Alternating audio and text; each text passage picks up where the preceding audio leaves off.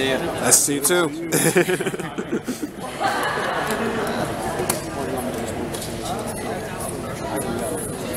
Very good. So I mean, is everybody waiting? I was going to ask you, Lena, what's the plan? Yeah, Are they just bombing me with questions? Yes, they're What's going the to story? pound you with questions. Okay. We're going to start right over here, this gentleman. Sure, go Tell us ahead. about the movie. Which one? We're talking about Leprechaun? Well, what else? Or both? Well, we were here with Leprechaun Origins and See No Evil 2. We're really excited about both of those movies at WWE Studios. What we like to say on both of them is expect the unexpected. Well, just to, because I knew there was something about Leprechaun Origins. Yeah. Right? Just to be clarified, it's based on the previous Leprechaun series. It is an reboot. extension of the Leprechaun franchise, but it is a reboot, and it is a movie that we think pays tribute to the existing franchise, but is completely unique and different and stands on its own. Is it a reboot or a reimagining? I'd say reimagining is a better. That's an even better way of putting it, because it is definitely the tone is very different, and the Leprechaun is completely different from the Warwick Davis. Look, Warwick Davis did an incredible job of creating this iconic, entertaining character, and so we wanted to make sure if we were going to do a movie where Warwick wasn't playing the Leprechaun, that it was unique and original and didn't try to just be some version of what already existed today. So it is a reimagining. That's a great way of putting it. Dylan doesn't have to actually step into shoes or Not match at all. up because it's a totally different it's style. completely, yeah, exactly. It's completely different. Absolutely. There won't even be the tagline, probably, right? Probably not. I mean, so it seems like, are you guys going to go a little darker this time, or are you trying to be more lighter? Because I mean, it pretty much was like kind of a blend of both in the previous Leprechaun movies. Here's what I'll say. I'd be very surprised if this movie doesn't scare people. Really? Yeah. I'll be very surprised. Yeah. So, yeah. How long did it take for the writing? It was a pretty quick process all around. It was, well, I take that back. The script took a long time to develop and get right, and part of that was because it was a reimagining, that we really took great pains to make sure that we were doing something that was different and unique. The production process itself was very quick, and we shot the movie in Vancouver this past summer, and we just locked picture on it, and we're doing all the visual effects and the sound design and the music right now. So it'll be released sometime in 2014 through our partner Lionsgate, and we're very excited about that. Okay, good. That's good. How did you guys end up becoming the franchise holder on?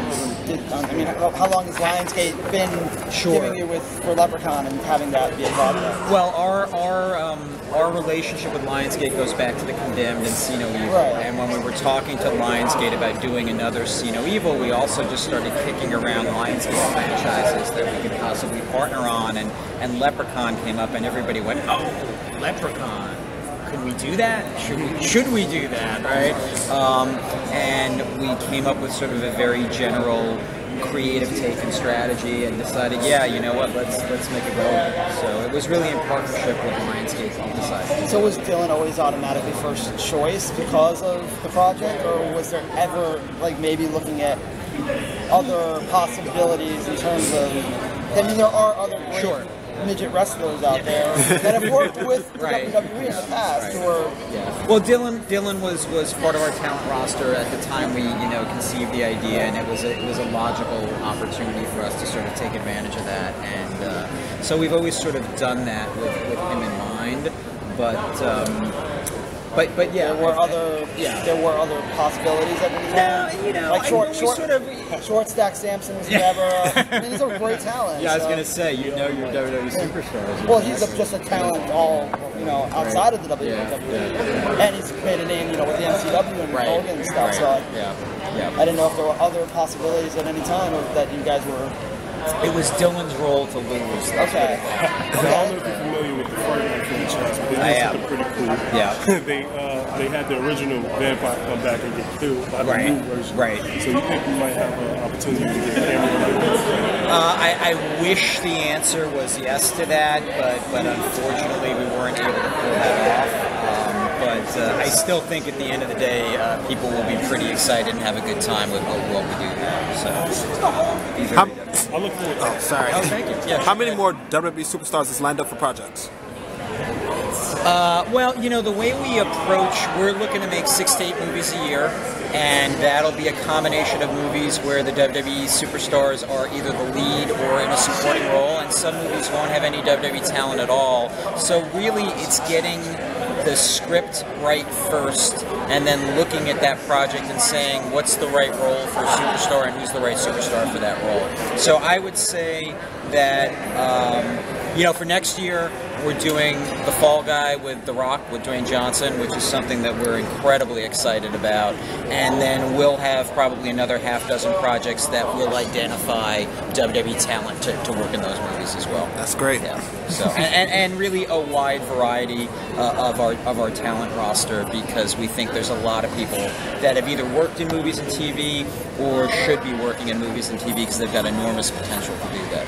All right. As Thank you. a runner and CEO, do you have like a slat of people that you know that you really like, that you've looked at on the roster, and you feel like we need to definitely at least try to get those particular guys? Yeah, I would say that while we're always building the movie first and then identifying the talent that make the most sense to use in the movie, there's definitely a number of people that we know have the potential and that fans want to see in a movie. Branch out. Exactly. So you're not going to name names, right? Nah, I'm not going to name names today. Today's all about Kane and Hornswoggle. Okay.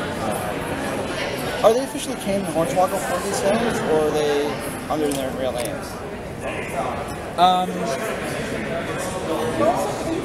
In terms of marketing, I think it's both. I think it's both. Yeah, I think it's both. We haven't gone that far down the road yet. Because we haven't really started filming yet. Yeah, so. but I think particularly with these two gentlemen, people know them by exactly. Now, if you were put in a WWE ring, who would be your first opponent? Well, since I know I'm going to lose, it probably wouldn't matter. First and last. Yeah, exactly. That's right. Quick entrance, quick exit. That's exactly right. Anybody else?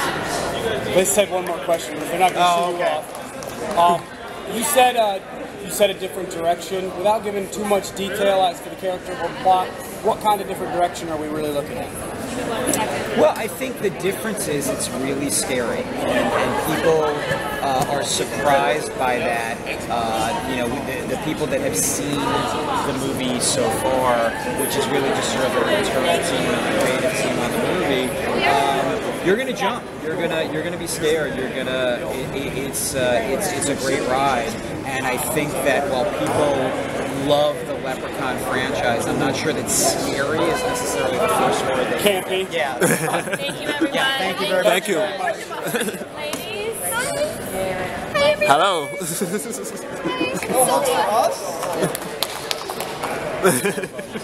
Sylvia.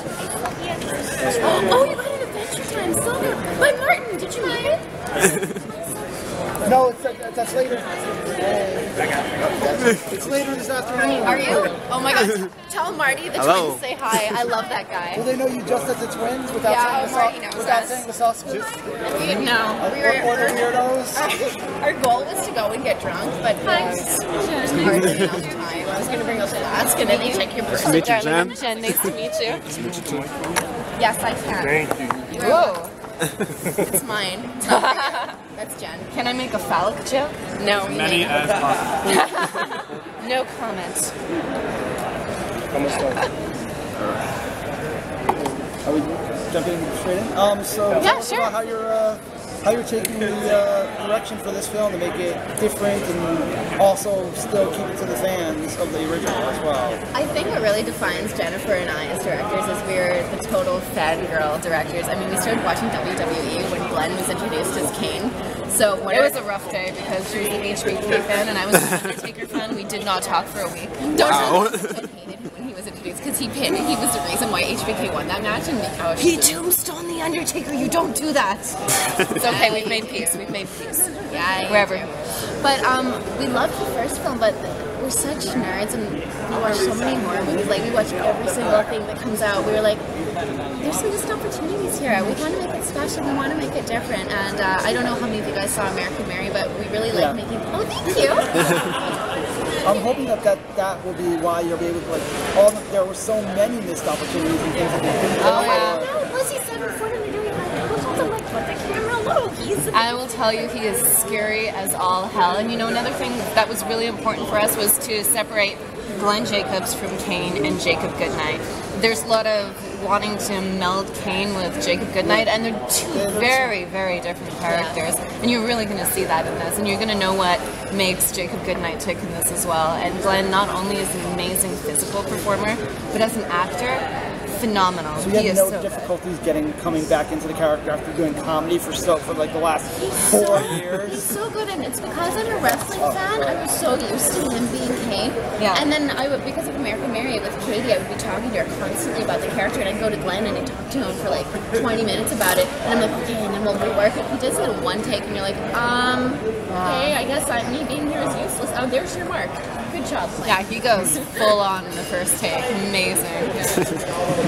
So, what would you say is a unique feature in working with these guys who do their performances are night after night, week after week, versus traditional actors? Not to say better or worse, but what do you think that they bring unique in getting to work with them? Aside from, of course, the one take, which is, you know, when they're performing live, they don't have a choice. Absolutely. What else do you think that they bring that's unique against, you know, traditional actors? It's like they're theatrically trained almost, because they are doing a huge theatrical pantomime production every day, and I find it really insulting when people assume that wrestlers aren't actors as well. I mean, they're very talented athletes, but they're also performers that don't get other takes, they don't get to change it, and usually they have people swearing at them inches from their face or cheering them. It's a very emotionally difficult way to perform. I think one thing about Glenn is we forgot, like, we knew he was strong, we didn't know how strong he was. Like, when he did, like, and he's so sweet and so polite, I don't know if you've talked to him yet, he's the nicest thing ever. And then when he turns it on, like, when he destroyed things, we were all in our little video village, and like, he could kill us all if he wanted to. If he just snapped, that would be it for all of us. There was this one weapon that took 3 guys to bring over, and we had a plastic version that he was supposed to use, and then we saw him using the metal one, and we're like, he just lifted that. Me and a stunt coordinator, Kamani Smith, we were just standing there, like, he could, if he snaps, we're dead. All of us, like, 100 of us, dead in an instant. So he brings the ability to kill. It's very important. In one take, he kills in one take. It could have been a snuff film instead of a horror. It absolutely could. Although I did ask him to kill people a couple times. I mean, I gotta have fun too. Let me ask something a little off. What's your favorite? American Psycho. Wow. Yeah. Same? Same. Yeah. I love Mary Harry, and she was the reason we got into horror directing. I didn't even know what American Psycho was, but there was a press conference in Toronto because they said it was promoting violence against women, and there was this woman there, and she was talking so eloquently. It was like, what is this movie that everyone's freaking out about? And it's like, she's so articulate, even though they're being so stupid. And then I watched the movie, and I was like, oh my god, favorite thing ever. Plus Christian Bale with his acting in the shower, that was really favorite thing. That was a hard performance. That was a special moment for me. It's nice to see a male that was objectified, but absolutely owning his sexuality, where if you put a female in that role, everyone would say, oh, she's a slut, she's a whore. Nobody would say that about Christian Bale. Well, it was hugely inspired American Mary, too, because she's very into the aesthetic of everything she does. So do you think if that was a female killing males, nobody would have been complaining as violence against males? It's the weirdest thing ever. Like, I watched things, and we get away with murder, because they're like, oh, they're chicks. Oh, it's okay. And I'm like, I know some male directors that do the same thing, and they're like, that's so sexist. I'm like, why? They're just killing chicks. Well, they actually kind of did make an American Psycho too. Oh, no, they did not. That they did not. Even Mila Kunis says that didn't happen. Oh, Mila Kunis, what were you thinking? Who's your favorite WWE diva right now? Oh, I don't know. AJ. I like AJ because she's a crazy nerd. I'm like, I feel we could hang, but obviously the twins, the Bella twins. I kind of want to fight them. Glenn has taught me how to wrestle, so watch the hell out, Bella. So at WrestleMania, it's gonna be you two against the Bellas. I would love that. I think one of them faked an injury because they heard about throw down. So we're gonna see you in the tag team. I would absolutely. You want to know love what her finisher move is? Well, Wait, hold this. Oh, we gotta see. I gotta see that. It's a good one.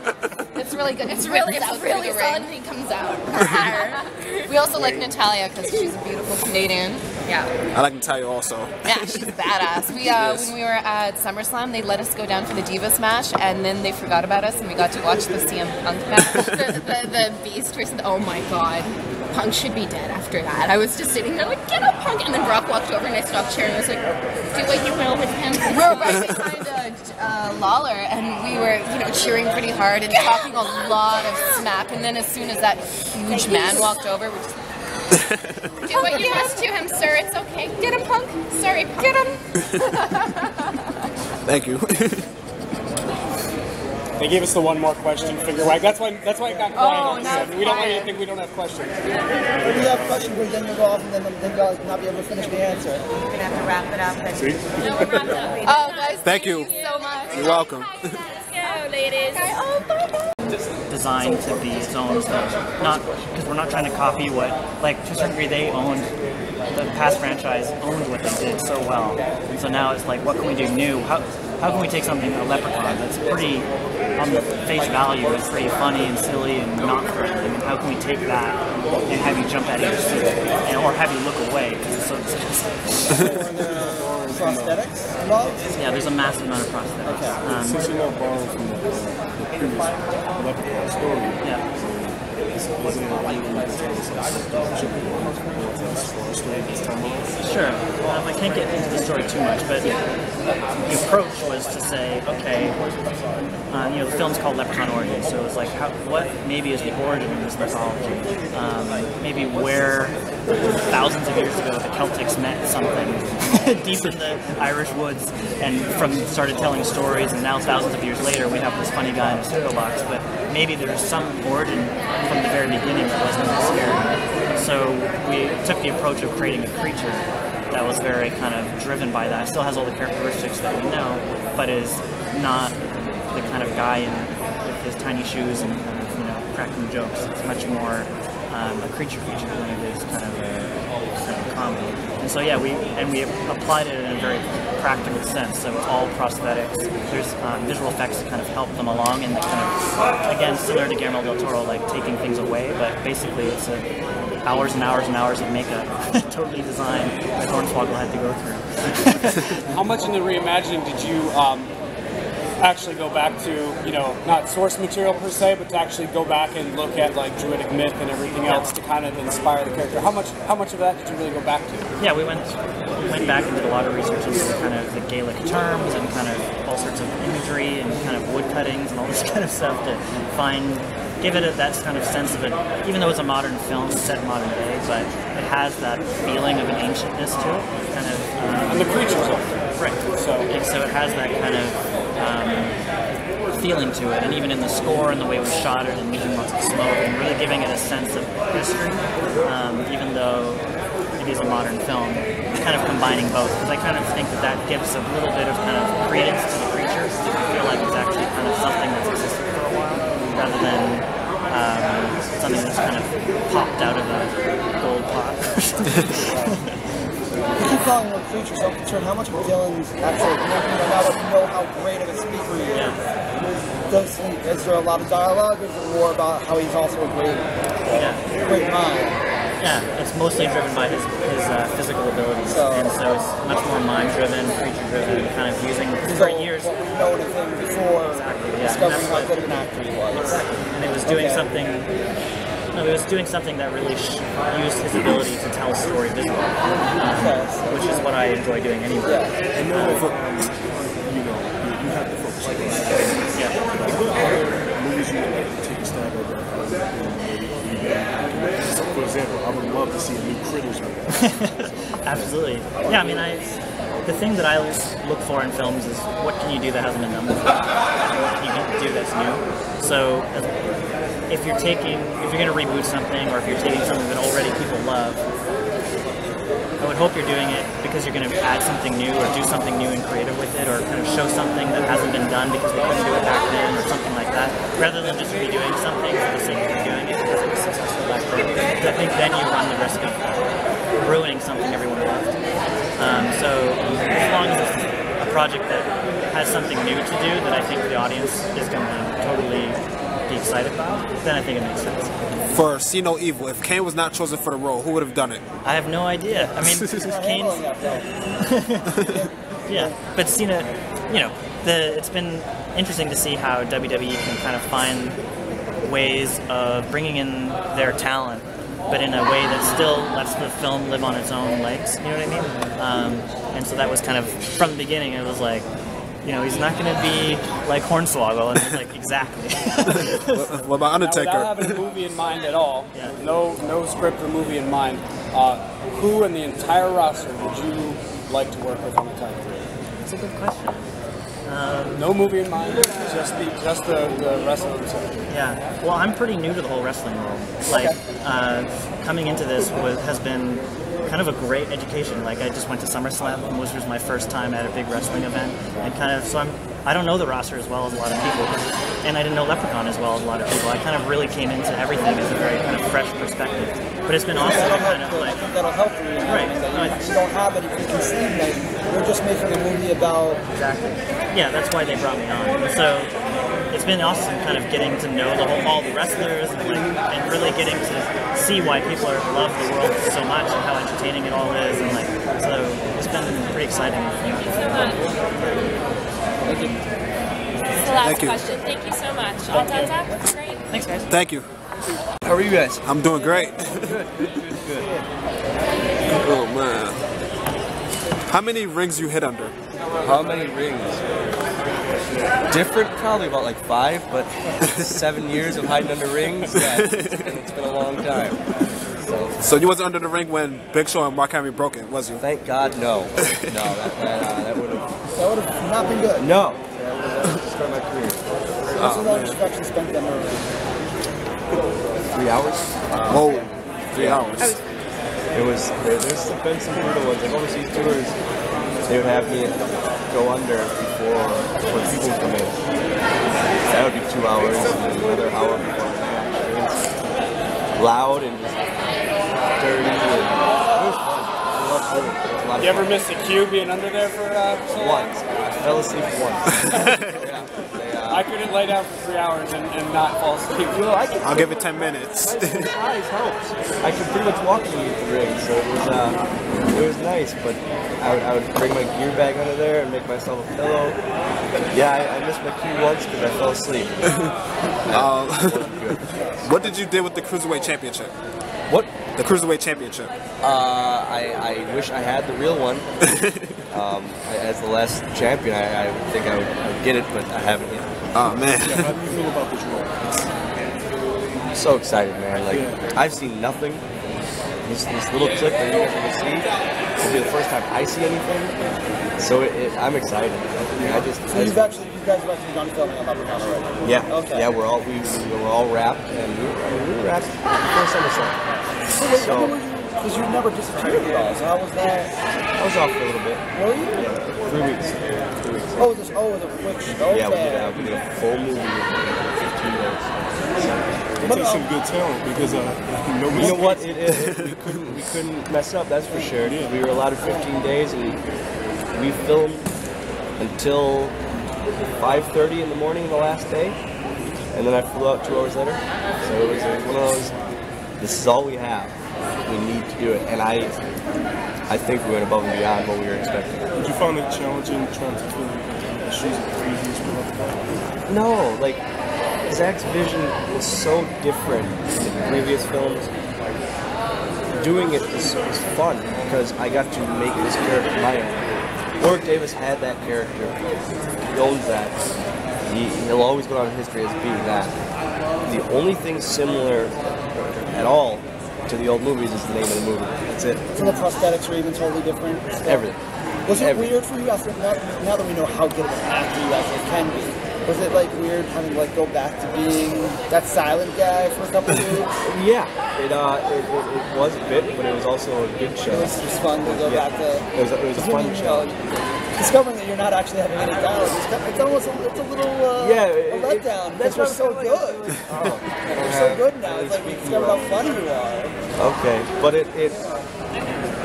I'm glad because it made the characters that much better. Okay. Are there any other roles that, once this comes out, does well, are there any other roles you might pursue? I would love to be a Muppet. Really? Yeah, I'm a Muppet. Yeah, obsessed with them. So that's a dream of mine. But like anything, I would love this to open other doors to movies and this and that. It's something I never thought I would do. I always wanted to be a wrestler. I was really young. I never would have thought I would do a movie.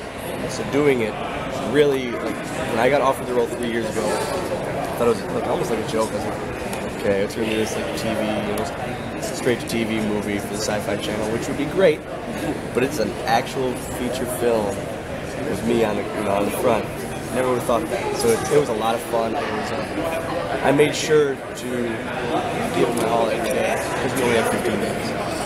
And long days, long nights, long time in the makeup prosthetic chair. But I would have sat 2 more hours. It was a lot of fun.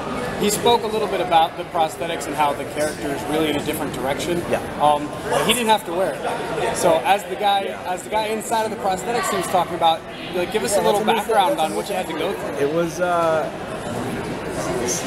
last week.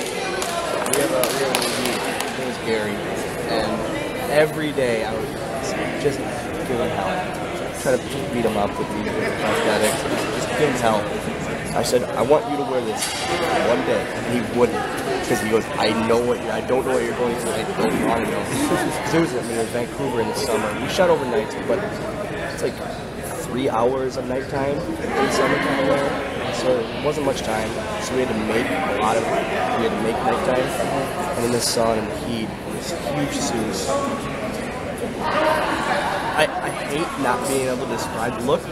I can't spoil anything until they put it out, but it's so 180 degrees different than what you're into the film. Everyone's gonna expect the old movies and the old characters look like that, but it's so completely different. People are gonna be excited, and when they think, I'm excited to see when people go into it thinking it's gonna be the old movie. And like the reviews afterwards and that, how different and how scary and dark it's really. Yep. The what? This one. Yeah. That was a cool Vine when you got that, by the way. Yeah, I just got on Vine. It's my new favorite thing. It's so stupid. Vine is have those become like something. I agree. Because it's 6 seconds. Yeah. But it's the best. Because it's 6 seconds. Yeah, Bat Dad is my favorite guy. He just wears a Batman mask all the time. He's dad. As a dad, I feel I should wear a Batman mask all the time. But yeah, me and my best friend back home got matching ones, and we changed the letters to our letters because we're very much like them. I'm the short, fat, drunk kid that he always has to save back home, and he's the tall, skinny one that always has to come and rescue, very much like Mario and Luigi. So we both got it. And we're both video game nerds, as we all are. So, if you,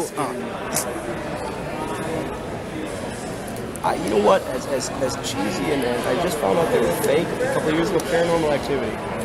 Love it. Yeah, I loved it, and like it was so good. I watched the first one. I was like, I couldn't do it. I had to throw on all the lights. I don't know. That and Saw. I really like all the Saw movies. Those were just amazing, amazing movies. And that's why, like, some of the kills in this film, Zach hates that I relate them to Saw, but I relate some of them to it. Just, it's not, hey, boom, you're dead. It's just bang, you're dead. It's creative, and the story leading up to it is very, very good. If you were called in for a Chucky reboot, would you do it? A Chucky reboot? They are. They come out this month. Oh, really? I didn't know that. You know what? I For saw. bad news, you didn't get it. Yeah. Brad got it. Damn. I didn't know. Brad again. Yeah, the same thing. That's good. Yeah. Okay. I saw Bride of Chucky. I think it's the only one I've seen. I'm not a horror guy. Like, I'm playing a horror movie film, but never been a horror guy. Okay. Thanks, guys. Thank you. You're welcome. Appreciate it very much. Sure. Oh man. This one? Yeah, no problem. How you doing today? I'm good. How are y'all? I'm doing great. Good, Wide good. awake. Good. So great career, man. Thank you for sticking with WWF and putting in the work. Thanks, I appreciate it. So I was wondering, Gus, you've been doing, you've been helping do comedy for like the last, 3-4 years. Is it difficult for you just to move right back into something so dark and who's actually almost deeper and darker than Kane? Yeah, he's a lot deeper and darker than Kane is. Not really. No. It's there in the back of your mind to become that guy. Yeah. I mean, it's that's what acting's all about, right? Well, yeah. Being able to do different things, and the stuff that I've been doing with Daniel Bryan, I actually had a lot of fun. I probably had the most fun in my career doing that. So I would like to do. I'd like to do more of that. Well, you're in the basement right now, somewhere on a farm. So. Yeah. So, So are you going to go a lot darker, or grungy this time around? I mean, it was dark in here last time. So. I don't know. I mean, a lot of it's up to what the associate twins do with the shooting, the editing of it. I think it's going to probably be a lot more artsy than that. And I think it's actually going to be cool. I think people are going to be blown away by the visual appearance of the movie. We have of course some hardcore horror stuff in there as well, but it's a bit of a mixture, between like a horror movie. There's some levity and a little bit of some comedy in it. So I think people are going to be surprised. What's your favorite horror movie? My favorite horror movie is actually probably not a horror movie, but Silence of the Lambs is probably my favorite movie. And then the first Halloween I thought was really good. The first A Nightmare on Elm Street was also really good. So, yeah. Sorry. Okay. Who was the person to give you the call that you just go put the mask back on? And what are your thoughts of the Wyatt family? Well, I'd taken a little time off, and it's actually just the creative team, and then myself as well. I was the one that wanted to do the mask again. The Wyatts are in trouble when I get back. No doubt about that. But no, I think that Bray Wyatt, he reminds me of a young me, actually. Because I think it's a great character. Despite the fact of what happened with me personally, and I think he has a great future ahead of him if he can get through me when I come back. I mean, how do you say physically fit? I mean, you gotta give us a little bit of your workout regimen. You're in your best shape. Thanks, man. I just try to get in the gym like 5-6 days a week. I do a lot more cardio than I did when I was younger. I still try to lift relatively heavy, although not nearly as heavy as I did in my younger days, because I'd probably blow something out at this point in my life. But that's the key for me, is just trying to be consistent, just trying to still get in there and do it, and make my time in the gym productive. And I still watch what I eat and still try to take care of myself as best I can. So body-wise, you feel like you can still go for a couple more years? Oh yeah, I feel good. I don't feel too good today because we just wrapped up shooting Saturday morning and flew here. So do you find shooting a film is actually more aggressive for you than actually the 270? No, I love what I do in the ring. The downside of WWE is the travel. The ring stuff. The ring stuff is fun, and it's physically exerting and everything. But I actually find that just traveling and getting there, that's don't ever tell them this, but that's I think what I get paid for. It's being in the ring that's the fun part. You hear actors say the same thing. Right, it's the being on the road. It's the life on the road. You're away from your wife. I was on set with someone, I forget who it was, and they were talking about, it was some like huge name guy like Brad Pitt or Johnny Depp, and he was talking about how, he doesn't get paid for the acting, he gets paid for the waiting around all day to do the acting, right? It's the same in our situation, that the fun part is going out in front of the people. Actually working in front. But the hard part is to get in there and traveling. That's the sitting backstage waiting for your cue to be like, oh, now I get to go. Yeah, it's the same with the acting part. You get out in front of the camera and the red light comes on, and that's fun and that's great. And then it's an hour. Okay, we got to reset, sliding stuff.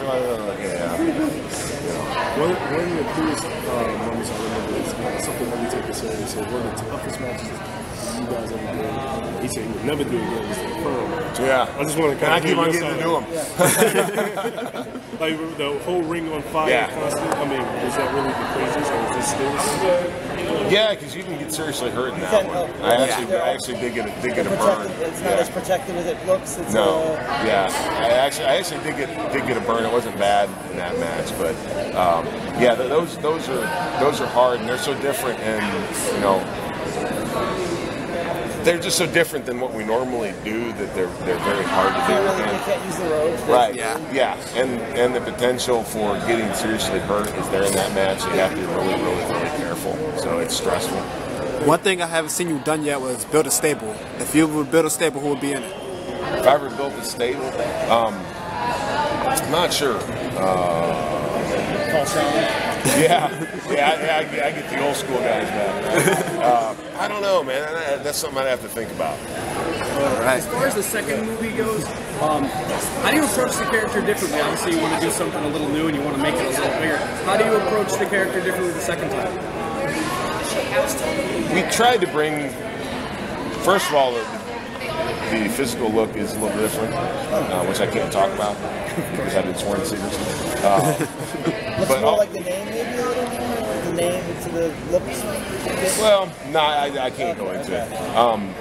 But also, we tried to bring some more personality, some more character to him, a little more depth to the character, you know, for something of this genre anyway. And hopefully all that plays through, you know. The reason that Jacob is the reason he is because his mom messed him up. Right. So you have a little bit of the psycho Anthony Perkins thing going on. So we play on that, and I think also we use his physical size probably more effectively this time than we did the first movie. I want to ask you this, like, if you can't answer, I understand. Sure. Well, what do you think about the possibility of Sting coming to WWE? I don't know. I think that'd be great.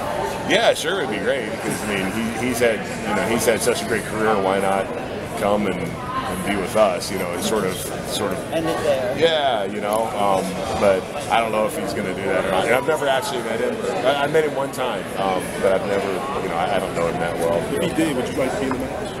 Oh, sure, yeah, sure, of course. Would you stock yourself up to your fellow horror stars and of your side?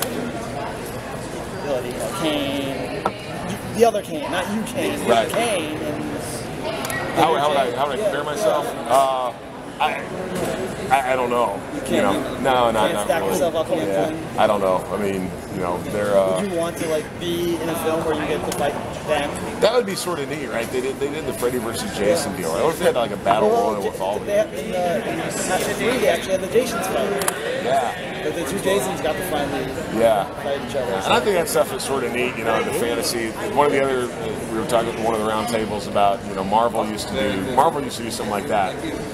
And this was like back in, the 70s where all the superheroes were transported to an alternative dimension and they like had death matches, right? And so yeah, something like that might be sort of Who do you? And then it's, you know, the thing that's neat about horror is you can take away all the boundaries, right? As long as you create whatever world you create, stay within the context of that world, you can pretty much do anything. So, you know, it's an offshoot of fantasy in that respect, right?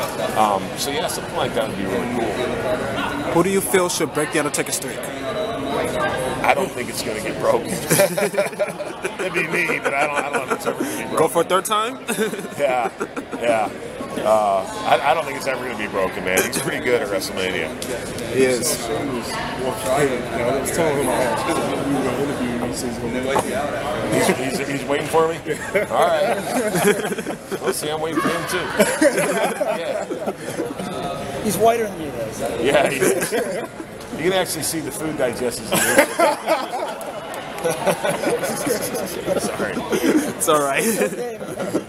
Well, Shaughnessy's that kind of guy. He deserves the jokes. Yeah. One quick question. Yeah, man. Who were your big man inspirations in getting into wrestling all those years ago? Undertaker was one, actually. What's awesome about him is not only his size, but his athletic ability. You know, he was probably the first guy that combined that size guy with that athleticism. He was the only guy. And then, of course, Andre. You know, Andre's the ultimate. I think nowadays, speaking of Andre, you know, I think Big Show is phenomenal. The fact that he's as big as he is and he is the athlete that he is just amazing. But back in the day, yeah, it was Andre, you know, Taker, yeah. Hulk Hogan was one of my favorites too. You know, so yeah, those guys. Thanks so much, guys. Thank you, Kane.